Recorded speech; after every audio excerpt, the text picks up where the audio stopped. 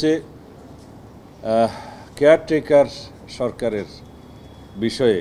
Caretaker সরকার পুনঃপ্রবর্তিত হয়েছে প্রায় বলা যায়, যেটা অ্যাপিলেট ডিভিশনে জাস্টিস খায়রুল হকের রায়ের পরে বাতিল হয়ে গেছিল, সেটা রিভিউতে আছে এখন। যদিও 15th অ্যামেন্ডমেন্ট বাতিল হয়েছে আপনারা জানেন, অ্যাজ এ হোল বাতিল হয়নি। যে ভার্ডিক্টে দেওয়া আছে 6টা বিষয়ে বাতিল এবং 3টা বিষয়ে পুনর্বহাল করা হয়েছে, যে বিষয়গুলো নিরীহ ছিল।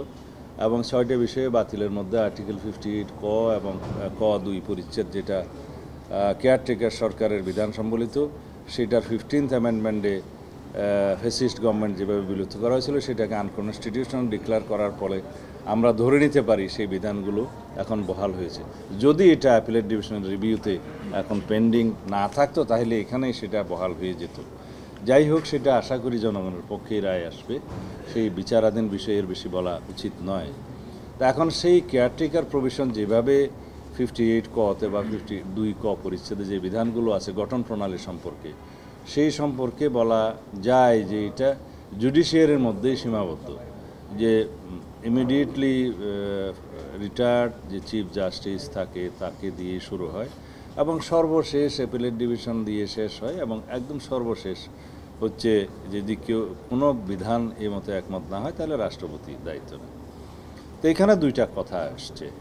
আমরা জাস্টিস খায়রুল হক নিজেই সেই ভার্ডিক্টে বলেছে, যেটা বাতিলের ভার্ডিক্ট, যে সামনে থেকে জুডিশিয়ারিকে বাদ রেখে যদি কেয়ারটেকারের প্রভিশন করা যায় এবং পরবর্তী 2টা জাতীয় সংসদে কেয়ারটেকারের অধীনে নির্বাচন করা যায়, সেটা অবশ্য ফ্যাসিস্ট গভর্নমেন্ট মানেনি, তাহলে সেটা বিবেচনা করতে পারে পার্লামেন্ট। এখন পার্লামেন্টে যেটা পরবর্তীতে ডিসকাস আরও হবে যদি পরবর্তী পার্লামেন্টে এ বিষয়ে আলোচনা হয়। এখন যদি আমরা জাতীয় ঐক্যমতের ভিত্তিতে বলতে পারি যে জুডিশিয়ারিকে বাদ রেখে যদি জাতীয় ঐক্যমতের ভিত্তিতে আরও 2-1টি প্রভিশন তার আগে রাখা যায়, যেটা একটা গ্রহণযোগ্য মতামতের ভিত্তিতে প্রধান উপদেষ্টা নিয়োগ হয় এবং প্রধান উপদেষ্টার পরামর্শে পরবর্তী উপদেষ্টাগুলো নিয়োগ হবে, যাদের সংসদ সদস্য হিসেবে নির্বাচনের যোগ্যতা থাকে তাদেরকে কনসিডার করা হয়। তো এখানে আরও অনেক বিধান আছে, কিন্তু অনেক সুপারিশ আসলেও সেই বিষয়ে আজকে কোনো বিস্তারিত আলোচনা হয়নি। যেটা মোটামুটি প্রেসে বলার মতো ওনারা বলেছেন কিনা আমি জানি না, সেটা হচ্ছে যে কেয়ারটেকার সরকার ব্যবস্থা পুনঃপ্রবর্তনের বিষয়ে সবাই একমত, সেটা বলার অপেক্ষা রাখে না। দ্বিতীয় হচ্ছে কেয়ারটেকার সরকারের বিধানের মধ্যে, গঠন প্রক্রিয়ার মধ্যে জুডিশিয়ারিকে বাদ রেখে তার আগে কি কি বিধান 1টা 2টা বা 3টা সংযুক্ত করা যায় সেই বিষয়ে দলগুলো আরও নিজেরা চিন্তা করে এই বিষয়ে মতামত দিবে। সেই বিষয়টা আর কয়েকদিন পরে ওনারা আলোচনার জন্য রাখবেন। এই পর্যন্ত আলোচনা হয়েছে।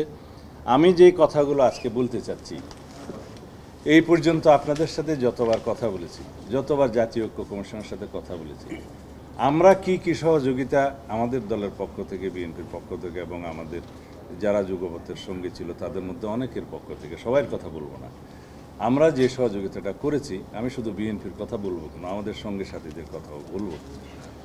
আমরা এই পর্যন্ত সর্বোচ্চ সহযোগিতা করে জাতীয় ঐক্যমত সৃষ্টির জন্য চেষ্টা করে এসেছি। প্রথম দিন থেকে আপনারা জানেন যে 3 তারিখের জুনে শুরু হয়েছে, পরে এখানে 17ই জুন, 18, 19 তারিখ বা 20 তারিখ, 17, 18, 19 3 দিন অনবরত আলোচনা হয়েছে। এগুলোর মধ্য দিয়ে আমরা অনেক বিষয়ে একমত হয়েছি এবং এখানে দেখা যায় সবার চাহিদা অনুসারে অনুচ্ছেদ 70 আর্টিকেল 70-তে যে সমস্ত বিধানের ক্ষেত্রে সবাই একমত হয়েছে, তার মধ্যে ছিল অর্থ বিল এবং আস্থা ভোট ছাড়া বাকি সব বিষয়ে এমপিরা স্বাধীন থাকবেন, এই বিষয়ে সবাই একমত হয়েছে। তা আমরা অনেকের মতামতের ভিত্তিতে বলেছিলাম যে এখানে সংবিধান সংশোধনের বিল এবং জাতীয় নিরাপত্তা, বিশেষ করে যুদ্ধ পরিস্থিতি সংক্রান্ত এই পরিস্থিতি উদ্ভব হলে এই 2টা বিষয়েও সংসদ সদস্যরা যাতে দলের বাইরে না যেতে পারেন, এই বিধানটা আমরা আমাদের ম্যানিফেস্টোতে সংযুক্ত রাখবো। যদি জনগণ আমাদেরকে ম্যান্ডেট দেয় সেই বিধানগুলো আমরা এখানে রাখবো, সেটা যৌক্তিকভাবে গৃহীত হয়েছে। তারপরে জাতীয় সংসদে স্থায়ী কমিটিগুলো গঠনের ক্ষেত্রে যেই বিষয়গুলো আমরা একমত হয়েছি, সেখানেও আমাদের প্রস্তাব ছিল, আমরা এক বাক্যে একমত হয়েছে, প্রস্তাবগুলো আমরাই দিয়েছিলাম। যে 4টা প্রধানতম কমিটি, যে পাবলিক আন্ডারটেকিং কমিটি, তারপরে আছে যে পাবলিক অ্যাকাউন্টস কমিটি, তারপরে প্রিভিলেজ কমিটি এবং এস্টিমেশন কমিটি সহ আরও এই 4টা কমিটি যতদূর আমার মনে পড়ে সহ আসনের সংখ্যা অনুপাতে বিরোধী দলের মধ্যে বাকি অন্যান্য গুরুত্বপূর্ণ কমিটির সভাপতির পদ দেয়া হবে। সেটা এমনও হতে পারে যে 300 আসনের মধ্যে যদি 100 আসন সম্মিলিত সব বিরোধী দল হয়, সেই সংখ্যা অনুপাতে তারা আসন পাবে। তাতে দেখা যাবে প্রায় 1/3 মতো স্থায়ী কমিটিগুলোর সভাপতিত্ব তারা পাবেন। এই বিষয়ে আমরা একমত হয়েছি। এবং আপনারা জানেন যে যেহেতু প্রধানমন্ত্রীর মেয়াদের ক্ষেত্রে এখানে একটা প্রস্তাব এসছে, আমরাই নিজস্ব উদ্যোগে বলেছি যে কত মেয়াদ এবং কত বার এই বিতর্কে না যেয়ে আমরা বলেছি যে বৎসরের মধ্যে আসেন যে একটা প্রস্তাব আসা যায় কিনা যে একজন ব্যক্তি তার জীবদ্দশায় সর্বোচ্চ কত বছরের জন্য প্রধানমন্ত্রীত্বে বহাল থাকতে পারবেন। সেই বিষয়ে আমরা আমাদের দল থেকে আলোচনা করে এই প্রস্তাবের ভিত্তিতে আমরা পরে এটা অনুমোদন করিয়েছি যে কোনো ব্যক্তি সর্বোচ্চ 10 বছরের বেশি প্রধানমন্ত্রীর পদে বহাল থাকবেন না জীবদ্দশায়।